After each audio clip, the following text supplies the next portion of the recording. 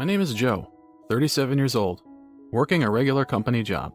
Today is the 5th anniversary with my wife Michelle, who is the same age as me. It's also her birthday. Michelle is a beautiful saleswoman at a pretty famous company, and she's made outstanding achievements there. However, with that comes a lot of overtime and customer hospitality, which has led to many cases where we're unable to see each other.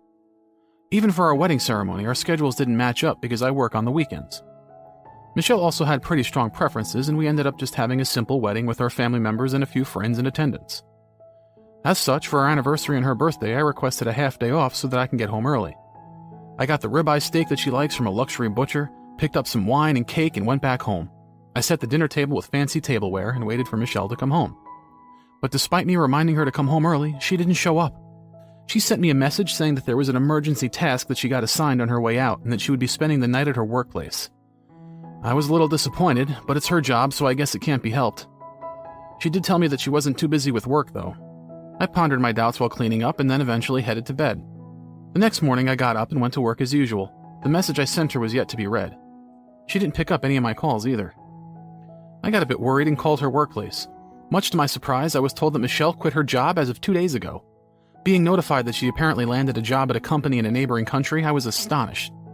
I didn't hear a single word about any of that. I hurried home and saw her shoes in the entrance hall when I got there. When I burst into her room, she was packing all of her belongings into a suitcase. "Oh, what's going on?" My eyes widened, taken aback by what I was seeing. She responded, geez, well, looks like you caught me." She smacked her lips and then pulled out the divorce papers. "What's going on?" Hearing me frantically ask her the same question twice, Michelle looked at me with cold eyes and said, "Let's get divorced." Only that single sentence. "Why?" "I'm tired of you. You don't properly play your role as a husband. All you do is work and don't help out around the house. I don't want to be married to somebody like that." "Well, wait just a second. For the past 2 years or so, I'd make dinner and you would just say that you already ate. You never ate what I made." "Even if you do something like that, wouldn't a normal person be considerate of their wife working late hours and wait for her to eat together? I pretty much only started eating out because your cooking sucks." I got the chills from her cold tone, remembering how she told me that my cooking was the best when we first got married. I asked her if she recalled agreeing to me doing the laundry and cleaning on Wednesdays and Thursdays when we first got married. "You mean to say that you want me to sit in a dirty room from Friday to Tuesday and just wait for you to clean? You're joking, right?" She glared at me. "Hey, what's with you all of a sudden?" "I didn't think I would quit my job just 5 years after getting married, but I recently got scouted, so I thought it'd be the perfect chance to make my way out." "A perfect chance? You mean to get divorced?" Michelle has never said even a peep about being unhappy with jobs or chores, so of course there was also no case of her hinting at divorce at all. "See, you had no clue how unsatisfied I was. I have zero need for a husband like that. I got an apartment close to my new workplace, so I won't be coming back here." She said that, pushed me out of the way of the front door, took her suitcase, and left the house. She left me standing there, mystified and unable to comprehend what just happened. A week after that, I went to a high school class reunion. I wasn't in the mood, but I already paid money for it. Unable to get in contact with Michelle since that incident, I was spending my days distressed. I decided to see this as a chance to refresh myself. I went to the get-together and saw that there were single mothers and others who were divorced. They were all bravely continuing on with their lives. I did nothing but wish to fix things with Michelle, but thinking about it, I noticed that I would have to move with her to where her new workplace was if we were able to make amends. Even if it was a neighboring country, I wouldn't be able to stay at my current job if I had to make that commute every day. Plus, I've worked the same job for 17 years after getting my associate's degree and was receiving pretty decent pay. Getting that same pay wherever I moved next was also out of the question. Michelle was blowing me off completely, so I started to feel that I should just give up. What put the nail in that coffin was Michelle calling me and rushing me to move out of the apartment I was living in. The lease was under her name, and it was just about time for the lease and renewal date to come around. Apparently, the real estate agency contacted Michelle regarding that. "I told them that we would be out in a month, so make sure you get rid of everything before then. I see you didn't even try to talk to me about this, despite the fact that I'm still living here." To this complaint, she said, "The lease is under my name. I'm not obligated to consult you about anything," pretty much picking a fight. I really felt that our situation was hopeless. "Gotcha. I'll get my stuff cleared out either this weekend or next weekend then." "Not just your belongings. Get rid of what I left in my room and the furniture as well." "Huh?" Now I was getting annoyed. "What are you saying? You've had this apartment since your bachelor days, and most of that furniture you had during that time is still in the house." "I'll take care of the furniture and appliances outside of that, but disposing everything else and paying for their disposal is on you." I said what I said and then hung up. What a petty woman. Her taking only her important personal belongings, leaving all of a sudden, and then trying to push the rest onto me only solidified my intent to divorce. When the weekend came, I was organizing my closet, reminiscing on all the things that happened between us getting married and now, thinking about how happy we were before. I found her high school senior album inside the closet. Now that I think of it, Michelle only introduced me to people she met since entering college. Thinking about that, I casually flipped through her yearbook. When doing this, I realized something very unexpected. I turned in the divorce papers and reported that to Michelle. And then on a night 4 months later, Michelle responded to my message with a picture. Lo and behold, it was a picture of the marriage papers for Michelle and another man. I was looking at the message dumbfounded, and then I got a call from Michelle. "Hey Michelle, what is this?" "Exactly what you see. I just got remarried with that man." "You're kidding, right?" "He's very handsome, rich, has a good personality. As soon as I got divorced from you, he told me that he wanted to get married. That photo is proof. Isn't that great?" "In other words, you were cheating while you were still married to me?" "Well, unlike you, whose only redeeming point is your job, I'm popular, so..." "Oh, also his father built us a house on his property and helped me get a job in my husband's hometown. It's a mid-sized company, but I'll be receiving the salary comparable to someone in an important role." She probably just called to brag about her cheating with a rich man and getting married to him. But a burning anger toward Michelle, who talked about all of this so nonchalantly, started to well up inside me. She said that she had a problem with me and made me divorce her, when in reality, she was the one who had a lover and ended up getting married to him. They had apparently been dating since over 2 years ago. Apparently, they met at a bar that Michelle went to with her colleagues. She spilled a drink on her clothes and was frantically trying to wipe herself down.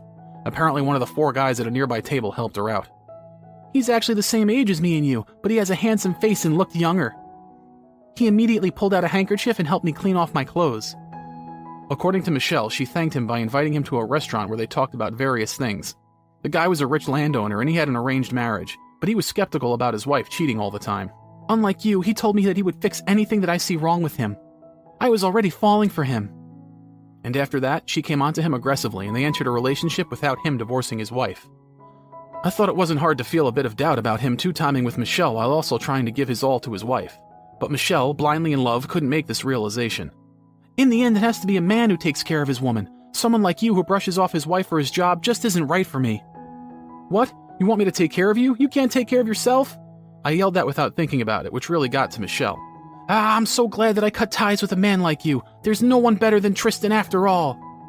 "Tristan, is that your man's name?" "Yes, Tristan Mayfield. Has a nice ring to it, doesn't it?" Listening to Michelle rambling in excitement all on her own, I recalled hearing that peculiar name somewhere. "You're really marrying that kind of man? You're kidding, right?" I said it in that tone purposely, which visibly hurt Michelle's pride a bit. "He's the best husband, from his family background to his personality. Just look at how handsome he is." Then she sent me a picture of their wedding. As I anticipated, it was the man I thought it was. There was no mistake. I burst into laughter. "What's so funny? This is really proof that we got married." "Right, you're right." It was so funny to me that I couldn't say anything else besides that. "Hey, stop laughing at me. We're really married, and I'm pregnant with his baby." "Really?" I couldn't keep myself from laughing.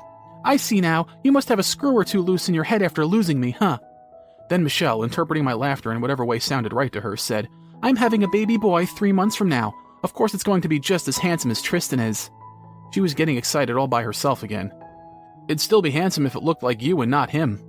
Michelle had a face just as beautiful as any idol. After hearing what I said, she responded in panic. "No, it doesn't need to look like me." I heard that and burst into laughter yet again. And Michelle said, "Go ahead and laugh it up all you want." And then she hung up. I think she'll eventually get why I was laughing at her.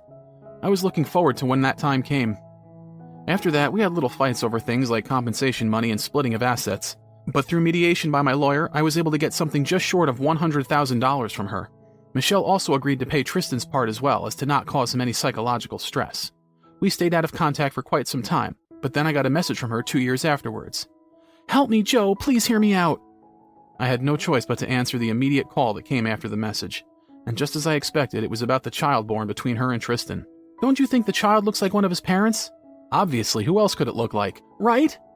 It seemed like the baby boy was not blessed with a handsome face like Tristan. I told her, "He's still only 2, right? He'll gradually change over time."